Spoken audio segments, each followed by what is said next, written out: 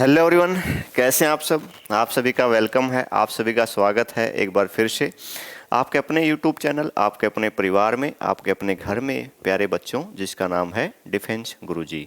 और मैं परवीन धायल एक बार फिर से हमारे सभी एयरफोर्स एस्पायरेंट का वेलकम करता हूं जो एयरफोर्स के लिए प्रिपरेशन कर रहे हैं, जिनका एग्ज़ाम 18 जनवरी से होने वाला है, जिसका एग्ज़ाम 18 जनवरी से होने वाला है।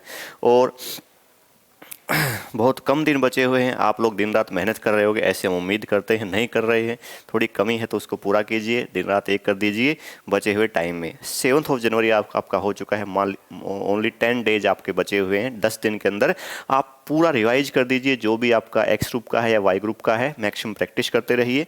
इंग्लिश ग्रामर के जो कंसेप्ट्स हैं, जो आपको रूट वर्ड से वोकैब करवाई गई है, प्रीफिक्स सफिक्स बेसिक्स वाली जो क्लासेज हैं, पूरा रिवाइज कर दीजिए। जो आपने नोट्स बनाए हैं ग्रामर और वोकैब पूरा, और प्रैक्टिस भी साथ साथ करते रहिए। 10 नंबर जो आपका टेस्ट हुआ था आपका अनअकैडमी के ऊपर प्रत्येक सर के द्वारा, उसका मैं सॉल्यूशन आपके लेके आया हूँ। इंग्लिश का सेक्शन का, फिजिक्स और मैथ आपको मिल चुका होगा, ये इंग्लिश वाले सेक्शन का सॉल्यूशन आपके मिल रहा है।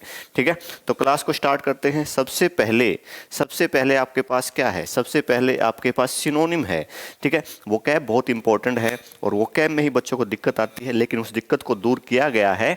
जो हजारों वर्ड्स करवाए गए हैं, थाउजेंड्स ऑफ वर्ड्स जो मेरे द्वारा करवाए गए हैं डिफेंस गुरुजी यूट्यूब चैनल के ऊपर, उनको आपने देखा होगा, समझा होगा। रूट वर्ड्स को, प्रीफिक्स को, सफिक्स को, पार्ट ऑफ स्पीच को, लिंकिंग मेथड्स को, स्टोरी की फॉर्म में जब हमने वर्ड्स याद किए, रूट वर्ड्स, प्रीफिक्स, सफिक्स के थ्रू हमने रूट वर्ड्स हमने वोकैब को याद किया, वोकैब को सीखा। और पार्ट्स ऑफ स्पीच के बेस पे मैंने आपको बताया, नेगेटिव प्रीफिक्स के बेस पे मैंने बताया कि वर्ड का मीनिंग ना पता हो तो भी आप सिनोनिम एंटोनिम वन वर्ड आप कर सकते हो। स्पेलिंग एरर मैंने आपको बताया, कैसे आपको स्पेलिंग एरर करना होता है। हर एक चीज़ आपको बताई गई है, समझाई गई है, रटवाया कुछ नहीं है। स्टार्टिंग से हर एक चीज़ आपको क्रिस्टल क्लियर वे में समझाया गया है। ऐसे ऐसे चीज़ों को आप इजीली लर्न कर सकते हो, सीख सकते हो, समझ सकते हो, इम्बाइब कर सकते हो, घोट के पी सकते हो। ये चीज़ें आपको बताई गई हैं। जिन लोगों ने फॉलो किया होगा इंस्ट्रक्शंस को, एडवाइस को फॉलो किया होगा, सलाह को फॉलो किया होगा, वो जरूर अच्छे मुकाम पे होंगे। उन्होंने अच्छी प्रिपरेशन कर ली होगी और एग्जाम में अच्छा रॉक करने वाले हैं। 20 आउट ऑफ 20 भी आप ले सकते हैं, इसमें कोई डाउट नहीं है। तो प्रोडिगल आपके सामने है, प्रोडिगल आपके सामने है। प्राउड है गर्ल को, ये मैंने आपको बताया था लिंकिंग मेथड से। गर्ल को प्राउड है, गर्ल को क्या है? प्राउड है। किस बात पे प्राउड है गर्ल को? कि वो बहुत ज़्यादा खर्चा करती हैं ऐसे याद करने करवाया था आपको लिंकिंग मेथड से कि गर्ल को बहुत ज़्यादा प्राउड है। ठीक है, जो लड़कियां हैं उनको बहुत ज़्यादा प्राउड है किस बात पे? कि वो बहुत ज़्यादा खर्चा करती हैं। प्रोडिगल का मतलब होता है एक्स्ट्रा वेगेंट। प्रोडिगल का मतलब क्या है? एक्स्ट्रा वेगेंट। ठीक है, जो बहुत ज़्यादा एक्स्ट्रा खर्चा करती हैं। और मैंने बताया था लव करो या इश्क करो, खर्चा करना पड़ेगा। ये सारा वेस्टफुल प्रोसेस है, बहुत खर्चे वाला प्रोसेस है लव और इश्क वाला। तो वेस्टफुल भी आपको बताया गया था। और आपको बताया गया था प्रोफिलिगेट, आपको बताया गया था। ये ऐसे वर्ड्स हैं जो एग्जाम में बार बार रिपीट होते हैं। प्रोफिलिगेट, ये आदमी अपने गेट के अंदर प्रॉफिट को आने नहीं देता, प्रॉफिट को बाहर ही फ्लाई कर देता है। प्रोफिलिगेट पर्सन है जो बहुत खर्चा करता है, बहुत ज़्यादा पैसा वेस्ट कर देता है। ठीक है, तो इसका आंसर क्या बन जाएगा? सी आंसर बन जाएगा। क्या आंसर बन जाएगा इसका? सी आंसर बन जाएगा। बहुत बढ़िया। नेक्स्ट आप देखोगे सिंथेटिक। नेक्स्ट वर्ड आपके सामने क्या है? सिंथेटिक लिखा हुआ है। सिंथेटिक जो है उसका एंटोनिम आपको बताना है। क्या बताना है? उसका एंटोनिम आपको बताना है। सिंथेटिक होता है आपका कृत्रिम, जिसको बोलते हैं, क्या बोलते हैं जिसको? कृत्रिम। और इसका अपोजिट क्या बनेगा? इसका अपोजिट बनेगा नेचुरल। सिंथेटिक होता है मैन मेड। क्या है? Man made. और इसका अपोजिट बनेगा आपका नेचुरल। क्या बनेगा अपोजिट? नेचुरल। ठीक है, बहुत ईजी है। एपैथेटिक लिखा हुआ है। एपैथेटिक में आपको बताया है कि पैथ यहाँ पे रूट वर्ड है। पैथ यहाँ पे रूट वर्ड है। पैथ का मतलब होता है फीलिंग। पैथ का मतलब है फीलिंग या इमोशन। फीलिंग या इमोशन की बात होती है। ठीक है, फीलिंग या इमोशन की बात हो रही है। तो पैथ का मतलब फीलिंग, और ए हमारा नेगेटिव प्रीफिक्स है। अगर वर्ड के आगे ए लग जाए तो ये हमारा नेगेटिव प्रीफिक्स है। क्या है आपका? ये नेगेटिव प्रीफिक्स है। It is negative prefix, word को एंटोनिम बना देगा। तो एपैथेटिक होता है फीलिंग लेस, मर्सी लेस, जिसमें कोई दया नहीं है, जो कोई फीलिंग्स नहीं है। मतलब वो एक क्रूल पर्सन है, वो एक निर्दयी आदमी है। क्रूल इसको हम बोल सकते हैं। अच्छा वर्ड है आपके स्पेलिंग एरर के लिए भी और आपके सिनोनिम एंटोनिम के लिए, जो डी वाला ऑप्शन है। ठीक है, ये अच्छा वर्ड है, मैंने साथ साथ बता दिया। कॉस्मेटिक्स, आपको कॉस्मेटिक आपको पता ही होता है, जो लेडीज कॉस्मेटिक्स यूज करती है उसी के वही कॉस्मेटिक आपका ये। हाँ ठीक है, जो मैरिड लोग उनको ज़्यादा पता होगा। तुम लोग मैरिड नहीं हो, आगे हो जाओगे। बताओगे all is not well filling the blank the automobile sector, सब कुछ ठीक नहीं है किसमें, ऑटोमोबाइल सेक्टर के अंदर है। तो बहुत ईजी क्वेश्चन है, ये प्रीपोजिशन का क्वेश्चन है, तो यहाँ पे क्या हो जाएगा, इन लग जाएगा। प्रीपोजिशन यूज क्या होगी यहाँ पे, प्रीपोजिशन यूज होगी इन। बहुत ही ईजी क्वेश्चन है, आराम से इसको आप कर पाओगे, ठीक है। नेक्स्ट आपका है filling the blank with flourish industries, क्या सॉरी स्टार्टिंग से क्या है, many premier educational institutions come forward to have a filling the blank with flourishing industries. Flourishing का मतलब होता है जो फल फूल रही है, जो आगे बढ़ रही है। फ्लोरिशिंग का मतलब डेवलपिंग हो जाएगा, ये अच्छा वर्ड है आपके वोकैब के लिए। फ्लोरिशिंग का मतलब होता है फलना फूलना, यानी डेवलपिंग इसको हम बोल सकते हैं, जो डेवलप हो रही है। क्या है, जो डेवलप हो रही है, वोकैब के लिए बहुत इंपॉर्टेंट वर्ड है। देखो कर तो रहे हैं हम लोग फिलिंग द ब्लैंक, लेकिन साथ साथ जो इंपॉर्टेंट वर्ड होता है उस ग्रामर वाले टॉपिक के अंदर भी वो मैं आपको बताता हूं, जो आपके वोकैब के लिए इंपॉर्टेंट है। यानी synonym, antonym, spelling error, one word, idiom, phrase, PQR सबके लिए इंपॉर्टेंट है। वो साथ साथ आपको बताया गया है हर एक मॉक टेस्ट में। हर एक मॉक टेस्ट का बहुत अच्छे से आपको पोस्टमार्टम किया गया है। लाइव एनालिसिस नहीं हो पाया है क्योंकि कुछ इमरजेंसी होती है, तो मैं रिकॉर्डेड क्लास में पूरा उसको एक्सप्लेन करता हूँ। ग्रामर वाला क्वेश्चन में कुछ वोकैब के इंपॉर्टेंट कंसेप्ट हैं वो आपको बताए जाते हैं, वोकैब वाले में कुछ ग्रामर का इंपॉर्टेंट है वो आपको बताया जाता है, ठीक है। हर एक चीज़ आपको समझाई गई है। तो फ्लोरिशिंग मीन्स क्या होगा, डेवलपिंग हो जाएगा। तो क्या होगा, टाई अप होता है। बहुत सारे जो प्रीमियर एजुकेशनल इंस्टीट्यूट हैं वो आगे आ रहे हैं, come forward to have a tie up with flourishing industries. जो फलती फूलती डेवलपिंग इंडस्ट्रीज हैं उनके साथ हर एक आदमी टाई अप करना चाहेगा, जुड़ना चाहेगा। तो टाई अप आपको पता ही है, बहुत ईजी होता है। टाई अप इसका आंसर हो जाएगा, बी इसका आंसर है। नेक्स्ट है he slipped filling the blank his old ways, ठीक है। हिज ओल्ड वेज मतलब पुराने जो उसकी गंदी आदतें थी, जो बैड हैबिट्स थी, उन्हीं में वापस चला गया है और दोबारा उसने ड्रिंकिंग करना स्टार्ट कर दिया है। मान लो किसी ने ड्रिंकिंग जो है, शराब पीना छोड़ दिया था कुछ टाइम के लिए, लेकिन दोबारा से उसको वही कंपनी मिल गई है जिन लोगों ने उसको वापस से शराब पिलाना स्टार्ट कर दिया। और वो क्या है, स्लिप्ड इनटू, क्या होता है, slipped into his old veg. Slipped into का मतलब पुराने उन्हीं तौर तरीके में चला गया है, ठीक है। उन्हीं गलत संगत में पड़ गया है, बुरी आदतों में पड़ गया है, गलत संगत में पड़ गया है। तो इसका आंसर बन जाएगा ए, आंसर बन जाएगा। नेक्स्ट आपका है they reach the railway station before the, ये थोड़ी सी टाइपिंग एरर है, यहाँ पे हैड आना चाहिए, यहाँ पे हैड आना चाहिए था।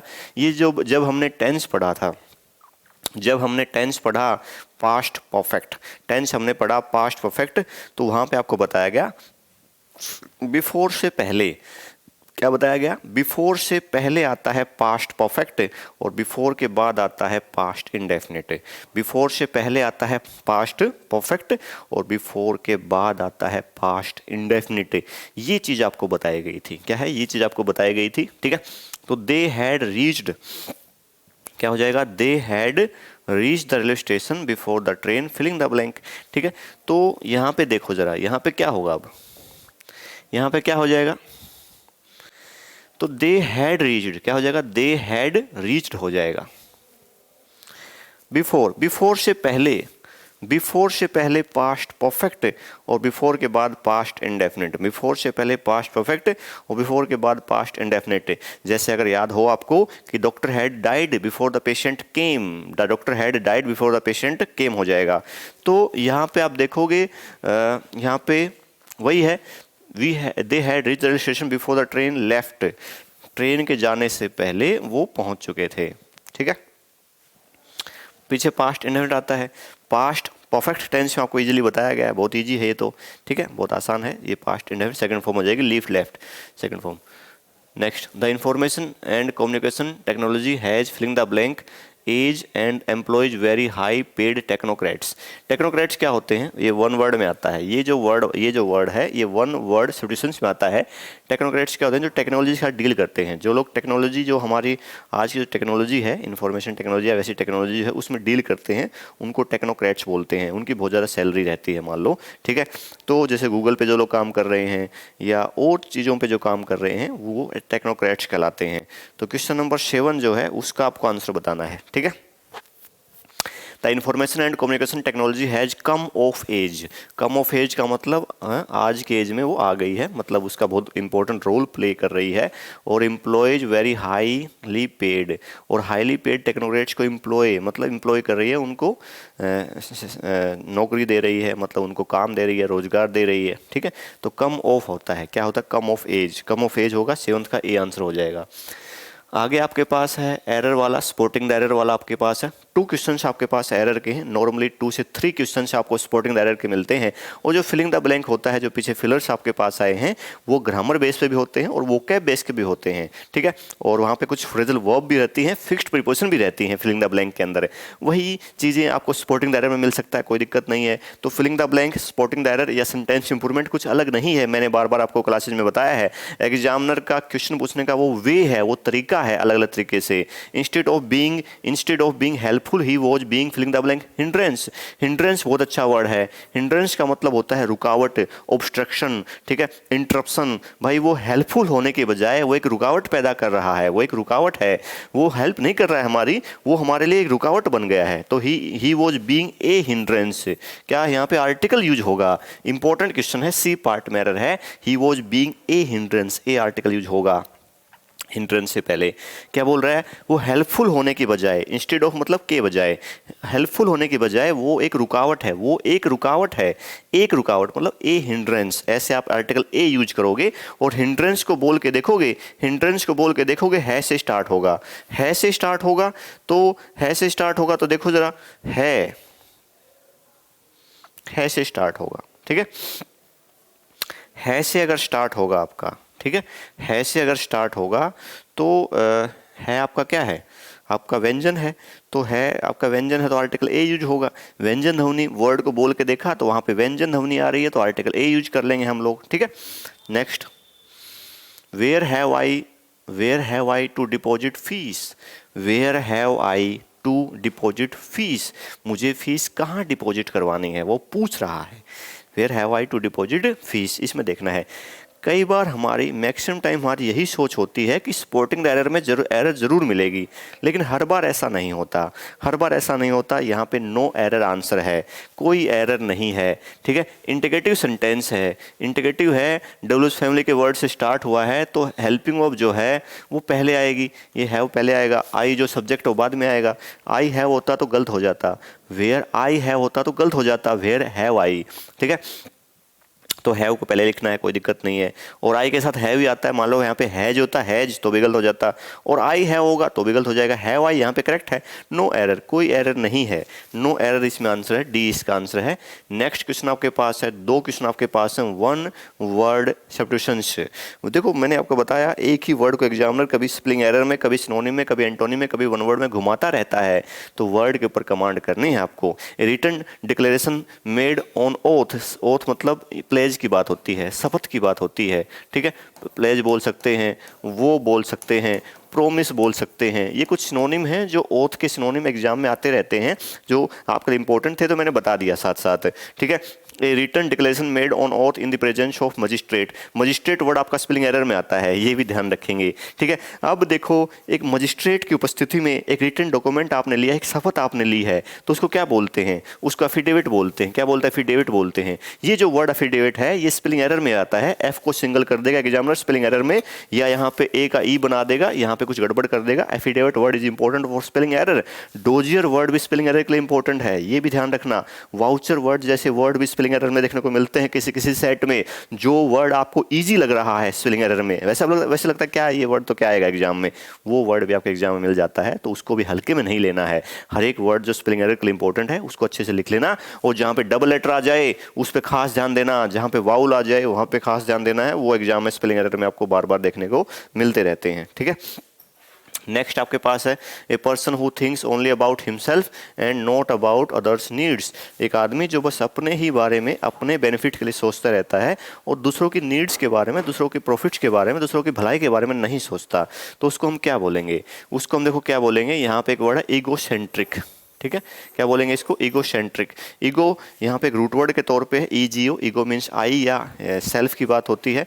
तो ईगोसेंट्रिक जो अपने आत्म केंद्रित, बस अपने लिए, जिसको बस अपने लिए मतलब है, उसको बोलते हैं ईगोसेंट्रिक। ईगोटिस्टिक जो है, जो बस अपनी ही बातें करता है, सेल्फ बोस्टर इसको बोल सकते हैं, ठीक है। ये भी अच्छा वर्ड है वो कैब के लिए। इगोमेनिकल, ये जो वर्ड है इगोमेनिकल, हालांकि देखो ए और डी जो है ना ये सिनोनिम्स हैं, सिनोनिम बन सकते हैं। अगर ये डी वाला ऑप्शन ना हो तो ए वाला भी ऑप्शन हो सकता है, ये भी आप ध्यान रखोगे। तो इगोसेंट्रिक हो गया, इगोमेनिकल, मैनिया मतलब होता है मैडनेस, मैनिया क्या है आपका? मैडनेस किस चीज़ के लिए? ईगो मतलब आई या सेल्फ की बात होती है, आई या सेल्फ की बात होती है।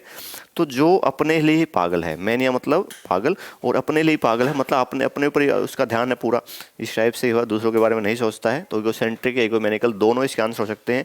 एग्जाम में ऐसे ऑप्शन नहीं मिलने चाहिए, नहीं तो कन्फ्यूजन रहता है उसमें, ठीक है, नहीं तो फिर क्या रहता है उसमें? कन्फ्यूजन रहता है। वैसे डी आंसर है इसमें, ए भी हो सकता है इसका आंसर, वो भी आप ध्यान रखेंगे।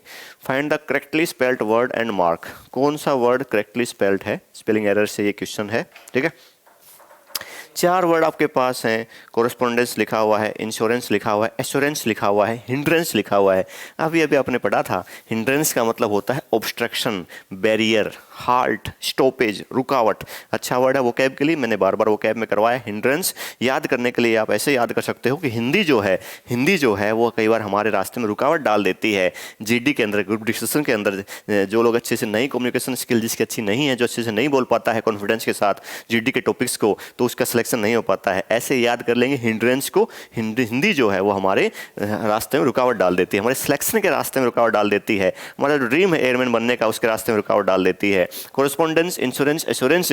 इंश्योरेंस तो आपको पता ही है, एश्योरेंस भी आपको पता ही है। इंश्योरेंस तो बीमा होता है, इजी सा वर्ड है। एश्योरेंस का मतलब होता है किसी को आश्वासन, तसल्ली, ये आपका होता है, ये आपका होता है, ठीक है। Next, there is no point in discussing the new project with him as he always pours cold water on any ideas। ठीक है, क्या बोल रहा है? कोई फायदा नहीं है उसके साथ डिस्कस करने में, वो हमेशा ठंडा पानी डालता है आइडियाज़ के ऊपर। ऑलवेज पोर्स कोल्ड वाटर, किसी के ऊपर कोल्ड वाटर डाल देना। हम सर्दी के टाइम में मान लो आपने किसी के ऊपर कोल्ड वाटर डाल दिया, ठीक है, इसका मतलब ये है कि आप पूरे जोश से भरे हुए हैं। मान लो कोई आदमी पूरे जोश से भरा हुआ है, एनर्जी से भरा हुआ है, और उसने किसी के सामने बताया मैं ये काम करने वाला हूँ, लेकिन सामने वाला बहुत ज़्यादा नेगेटिव है, बहुत नेगेटिव थॉट का पर्सन है, वो एक पेसिमिस्ट है, निराशावादी आदमी है। वो बोलेगा तुमसे नहीं हो पाएगा, ऐसा कुछ होता नहीं है, ये वो। तो उसने क्या कर दिया? ठंडा पानी डाल दिया। वो आदमी जो ऊर्जा से भरा हुआ था, एंथुजिस्टिक पर्सन जो था, फुल ऑफ एनर्जी था, लाइवली पर्सन था, एनर्जेटिक पर्सन था, एबिलिटेड पर्सन था, ऊर्जा से भरा, ऊर्जावान, उसके ऊपर ठंडा पानी डाल दिया, मतलब उसको डिसअप्रूव कर दिया। ठीक है, यार ये काम नहीं हो पाएगा तुमसे, इस टाइप से उसका डिमोटिवेट करने वाले सेंस में होता है ये। ठीक है, किसी के कोई आदमी पूरा आइडिया से भरा हुआ है और दूसरा आदमी बोले ये तुमसे ये तो कुछ होता नहीं, ऐसे कुछ हो नहीं पाएगा, डिमोटिवेट कर देना, डिमोरलाइज कर देना, हताश निराश कर देना, उसको बोलते हैं always pour cold water. It is idiom, it is important idiom. तो ईडियम फ्रेज को समझ के करना है, ईडियम फ्रेज को क्रैमिंग नहीं करना है, ईडियम फ्रेज को भी समझ के करना है। अब आपको वॉइस चेंज करना है। सेंटेंस आपका ये है, Ritika had killed a snake. यहाँ पे टेंस, जब भी आप एक्टिव स्पेस यूज करोगे सबसे पहले आप ये चेक करोगे कि सामने वाला सेंटेंस एक्टिव वॉइस में है या पैसिव वॉइस में है। पैसिव वॉइस में होने के लिए आपको पता ही है, हर एक पैसिव वॉइस के अंदर बी की फॉर्म और साथ में थर्ड फॉर्म मिलती है। या तो बी लिखा मिलेगा या is, am are, was, were, has, was, were, been या बीइंग, साथ में बी प्लस V3 ऐसा कुछ मिलेगा। तो इसमें कुछ ऐसा है नहीं, तो एक्टिव वॉइस है, हमें पैसिव वॉइस बनाना है। एग्जामिनर कभी आपको ये नहीं बताएगा कि आपको ये एक्टिव वॉइस का पैसिव वॉइस बनाओ, ऊपर लिखा है बस चेंज द वॉइस। आपको दिमाग लगाना है। कई बार ये मैं क्यों बता रहा हूँ बार बार, क्योंकि बहुत सारे बच्चे पैसिव वॉइस का दोबारा पैसिव वॉइस बना देते हैं। उनको ये ध्यान नहीं है कि सामने वाला सेंटेंस एक्टिव वॉइस या पैसिव वॉइस है। तो बिल्कुल ध्यान से देखना, एग्जाम में टाइम बहुत ज़्यादा है, बहुत ज़्यादा मतलब 20 मिनट बहुत ज़्यादा है। 10 से 12 मिनट में आप एग्जाम कर सकते हो, जिसके अंदर पैसेज भी मैंने इंक्लूड कर दिया। पैसेज भी आराम से पढ़ लोगे 10 से 12 मिनट में, और बचे हुए टाइम में आप दोबारा से रिवीजन भी कर सकते हो। जल्दबाजी में कोई गलत ना हो गया उसको दोबारा चेक भी कर सकते हो। ये बात मैं आपको बता रहा हूँ, ठीक है। तो यहाँ पे हैड किल्ड क्या है? Past perfect. तो किस में चेंज होगा? Had been killed. ठीक है, स्नेक, ये ऑब्जेक्ट सब्जेक्ट बन गया, सब्जेक्ट ऑब्जेक्ट बन गया, स्नेक हैड बीन किल्ड, ये आंसर बनेगा by Ritika. It is very easy voice, काफ़ी इजी वॉइस था, ठीक है, इजी वॉइस है, तो सी इसका आंसर हो जाएगा। नेक्स्ट आपका है नरेशन वाला है, ही सैड। क्या कहा? He said I clean my teeth twice a day. मैं अपने दांतों को 2 बार साफ करता हूँ ब्रुश से, दिन में 2 बार साफ करता हूँ। ये बात उसने कही है, ये एक स्टेटमेंट टाइप में है। तो क्या होगा? He said that. अब तुम यहाँ पे देखोगे he cleans his teeth twice a day. कुछ लोगों को लगेगा कि इसका आंसर ए होगा, क्योंकि उनको लगेगा कि ये तो प्रेजेंट इंडेफिनिट है, फर्स्ट फॉर्म है, तो चेंज करेंगे पास्ट इंडेफिनिट में। लेकिन यहाँ पे इसका आंसर जो है वो बी हो जाएगा। ही सेड दैट, कंजक्शन दैट लगेगा। ये पॉजिटिव सेंटेंस है आपका, ये जो रिपोर्टेड स्पीच है उसके अंदर पॉजिटिव सेंटेंस है, तो कंजक्शन दैट ही लगता है। वो तो सब में है ही, इसमें नहीं है बस, ठीक है। तो ये आपका आई जो है अकॉर्डिंग टू सब्जेक्ट बदलेगा, सब्जेक्ट तो ही हो ही गया। टेंस सेम रहेगा, ये उसने कहा है, एक स्टेटमेंट दी है उसने, वहाँ पे टेंस नहीं बदलता है। He cleans his teeth twice a day, उसने कहा था कि वो अपने दांत जो है वो दिन में 2 बार साफ करता है। ठीक है, इस टाइप से हम इसको एक्सप्लेन करेंगे। जो नरेशन होता है, जो डायरेक्ट इनडायरेक्ट स्पीच है, वो बस हम उसके बात का वर्णन करते हैं। जो बात उस लड़के ने कही थी, मैं उस बात का वर्णन कर रहा हूँ, यही नरेशन है। तो उसने कहा था कि वो 2 बार साफ करता है, 2 बार वो साफ करता है, करता था नहीं, तो इस हिसाब से ये आपका टेंस जो है ना प्रेजेंट इंडेफिनिट ही रहेगा। ये एक अच्छा क्वेश्चन है, कई बार हम लोग इसमें ए ही आंसर करेंगे, लेकिन इसका आंसर बी हो जाएगा। ठीक है, अब आपके पास पैसेज है टुडे परहैप्स। परहैप्स का मतलब होता है शायद, परहैप्स भी अच्छा वर्ड है वोकैब के लिए। परहैप्स का मतलब होता है लाइकली, पॉसिबली, शायद जिसको बोलते हैं उसको परहैप्स बोलते हैं। Today perhaps your only association with the word polio is the Sabeen oral vaccination that protects children from the disease. Disease word आपका इंपॉर्टेंट है स्पेलिंग एरर के लिए। पोलियो के बारे में बात हो रही है। 55 ईयर्स एगो, क्या बोल रहे हैं भाई? आजकल तो आप ये देखते हो पोलियो की दवाई पिलाते थे, अब तो शायद वो भी बहुत कम हो गया है। ठीक है, लेकिन क्या बोल रहा है, 55 साल पहले ऐसा नहीं था। ठीक है, द ड्रीडेड डिजीज, ड्रीडेड का मतलब होता है भयानक। ड्रीडेड अच्छा वर्ड है वोकैब के लिए।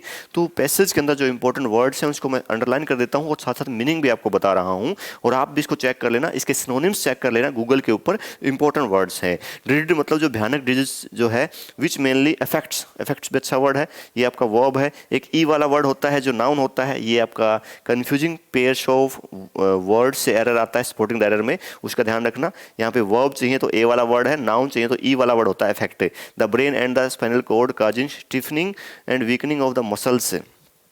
स्टिफनिंग का मतलब होता है जो मसल अकड़ जाती हैं। ठीक, अकड़ जाती हैं। वीकनिंग मतलब कमजोर हो जाती है मसल्स वगैरह। Crippling and paralysing which is why I am in a wheelchair today. ये जो नरेटर है जो बता रहा है कि आज तो पोलियो क्या है, नामात्र एक चीज़ रह गई है, लेकिन 55 साल पहले ऐसा नहीं था, तो उसको पोलियो हो गया है, वो अब व्हील चेयर पे है, उसकी मसल्स कमज़ोर हो गई हैं, उसके हाथ पैर कमज़ोर हो गए हैं, पोलियो जो हो गया था उसको, तो इसलिए वो व्हील चेयर के ऊपर है। If somebody had predicted, predicted जो है ये अच्छा वर्ड है वोकैब के लिए। प्री मतलब पहले और डिक्ट मतलब स्पीक, रूट वर्ड्स हैं यहाँ पे। प्रिडिक्ट का मतलब होता है पहले ही बता देना, भविष्यवाणी कर देना, उसको प्रेडिक्ट बोलते हैं। When I was born that this would happen to me, no one would have believed it. ठीक है, I was the 7th child in a family of 4 pairs of brother and sister. ये क्या बोल रहा है, मैं 7वां लड़का था, बच्चा था इस कौन से परिवार में जहाँ पे 4 पेयर्स हैं। 4 पेयर का मतलब भाई बहन के 4 पेयर का मतलब ये हुआ कि 8 बच्चे टोटल हैं। 8, ये क्वेश्चन है जो आगे आपके क्वेश्चन आएंगे पैसेज के, उसमें पूछा गया है कि टोटल कितने बच्चे हैं फैमिली के अंदर है। तो 4 पेयर का मतलब 8 बच्चे थे परिवार में, उसमें से 7वां वो है। With a huge 23 year gap between the first and the last. अब देखो 8 बच्चे हैं, तो पहले और आखिरी बच्चा जो पहले सबसे पहले जो बच्चा हुआ और 8वें नंबर पे जो बच्चा उनके बीच में गैप तो बहुत ज़्यादा होगा, 23 साल का गैप हो गया है। फिर सबसे बड़ा जो है वो मान लो सबसे बड़ा 40 साल का है, तो छोटे वाला कितना है गया, अब 23 कम कर लो अपना। ठीक है, 17 साल का है। ठीक है, I was told that unlike the others I was so fair and, क्या बोल रहा है, औरों की बजाय, भाई औरों में और जो उसके भाई बहन थे ना उन वो नहीं थे, वो क्या था, फेयर एंड ब्राउन हेयर्ड। जो नरेटर है जो इस पैसेज को बता रहा है वो फेयर है, मतलब कलर साफ है उसका, सुंदर है वो, साफ सुथरा, मतलब गोरा है, और ब्राउन हेयर्ड, उसके हेयर ब्राउन है। अनलाइक अदर्स का मतलब बाकी उसके भाई बहन के ऐसे बाल नहीं हैं, उसी के बाल क्या हैं, ब्राउन हेयर्ड हैं। ये भी क्वेश्चन है पैसेज के अंदर है। पैसेज को आराम से पढ़ लोगे और काफ़ी टाइम होता है पैसेज को, एक बार क्वेश्चंस को पढ़ लो, फिर पैसेज को पढ़ लो, दोबारा भी पैसेज आराम से पढ़ लो, जल्दबाजी नहीं करनी है पैसेज के अंदर। आप 4 के 4 क्वेश्चन ठीक करके आओगे 100% गारंटी के साथ। ठीक है, that I looked more like a foreigner, क्या बोल रहा है कि मैं एक फॉरनर दिखाई देता था, देन ए डूड बोहरी, ऐसा कोई वहाँ पे रहते हैं उनके कोई फैमिली टाइप में ये नाम है। ठीक है, I was also consider to be the healthiest of the brood. ठीक है, हेल्थेस्ट ऑफ द ब्रूड का, ये ब्रूड का मतलब यहाँ पे बच्चों की बात हो रही है, और क्या बोल रहा है कि मेरे को कंसिडर करते थे मैं सबसे हेल्दी हूँ। सभी ब्रूड मतलब सभी बच्चों में से मैं सबसे, ग्रुप है जो बच्चों का उनमें क्या है, सबसे हेल्दी हूँ, और मैं एक फॉरनर की तरह दिखता था क्योंकि उसके ब्राउन हेयर हैं और बिल्कुल साफ कलर है उसका फेस, मतलब बॉडी का, फेस का, इसलिए वो फॉरनर की तरह दिखाई देता था। देखो जरा पैसेज में, in the passage the word brood refers to, brood का मतलब यहाँ पे चिल्ड्रन की बात हो रही है। पैसेज में जो ब्रूड लिखा हुआ ना उसका मतलब चिल्ड्रन इन द फैमिली, परिवार में जो बच्चे हैं ना उनको ब्रूड बोला गया है। लास्ट लाइन में जो ब्रूड है लिखा हो ना, consider the healthiest of the brood, तो उस फैमिली के, उस परिवार के जिसके बारे में नरेटर बता रहा है वो उन बच्चों की बात हो रही है, उस परिवार के बच्चों की बात हो रही है, ठीक है। नेक्स्ट आपका है in his childhood the narrator said more likely a foreigner than a Dawoodi Bohra, this was because he was. क्या बोल रहा है, वो एक फॉरनर दिखाई देता था। क्यों दिखाई देता था? क्योंकि उसका कलर साफ था और ब्राउन हेयर, उसके बाल बिल्कुल ही ब्राउन थे। तो इसका आंसर क्या हो जाएगा? डी आंसर आंसर हो जाएगा। Next, the narrator was the seventh child in a family of 8 children. 8 बच्चों में से वो 7वां था। बच्चे कितने थे?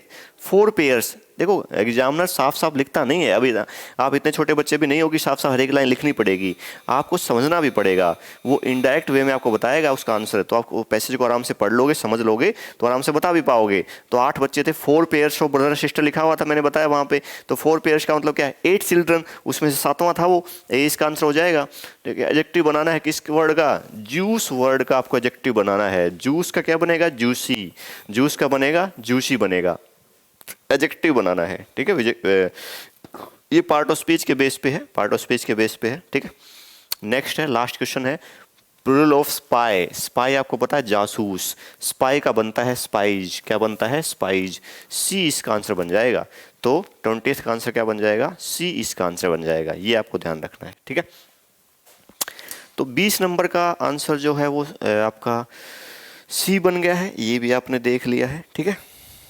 तो ये आप ध्यान रखोगे, ये आप ध्यान रखोगे। तो ये सी आंसर हो गया है 20 वाले का।